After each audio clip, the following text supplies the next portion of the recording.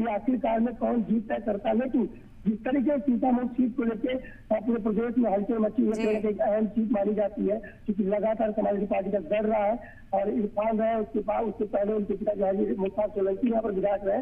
तो कुल मिलाकर ये बड़ी पिकनिक बैठती है, यानी इस बार का कमल बिल्कुल कहा जा रहा है कि सीसामऊ जो समाजवादी पार्टी का गढ़ था, वहां कहीं ना कहीं कमल खिलाने की जो कोशिश है वो पूरी तरह से करती हुई बीजेपी यहां पर नजर आई है। रवि, किस तरह के इंतजाम देखने को मिलेंगे? काउंटिंग सेंटर के बाद आप मौजूद हैं, हमने समाजवादी पार्टी की ओर से कई मुतालबात देखे थे कि वहां पर सीसीटीवी से निगरानी की जाए, वहां पर जो एहतियात है वो बढ़ा दी जाएगी, समाजवादी पार्टी के जो लीडरान और कारकुनान होंगे उन्हें तैनात किया जाएगा बड़ी तादाद में वहां पर, और किसी तरह के शक व शोबे पर हंगामा करने की बात जो है समाजवादी पार्टी ने की थी। तो इस तरह की क्या तस्वीरें नजर आ रही है रवि?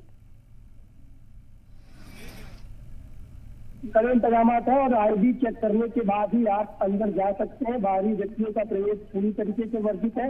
ऐसे में समाजवादी पार्टी की तरफ से पोस्टर जारी होता है और वो नसीम सोलंकी जो प्रत्याशी है और जो कानपुर में विधायक है उनकी तरफ से जारी होता है। कहा था कि जो समाजवादी पार्टी के समर्थक है वो मतगणना स्थल में पहुंचे, लेकिन फिलहाल अभी तक कोई समर्थक यहाँ पर नजर नहीं आया। जिस तरीके से कल एक आरोप लगाया गया कि जहाँ पर ईवीएम रखी हुई है वहाँ के कैमरे, जो सीसीटीवी कैमरे है वो खराब है, उसको लेकर डीएम ने मामले को संज्ञान में लिया और ये बताया कि टेक्निकल फॉल्ट की वजह से जो कैमरे थे वो नहीं दिख पाए।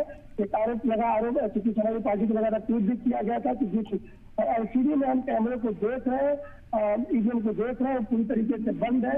एक आह्वान भी समाजवादी पार्टी की तरफ से पोस्टर जारी किया गया था कि जो समाजवादी पार्टी के समर्थक है जो लोगों शांतिपूर्वक ढंग से मतगणना स्थल में पहुंचे और जीत हार अगर होती है, अगर जीतते हैं तो भी, अगर हारते तो भी कोई भी यहाँ पर बवाल करने की कोशिश नहीं करे, यानी शांतिपूर्वक ढंग से वहां पहुंचने का आह्वान समाजवादी पार्टी की तरफ से किया गया था।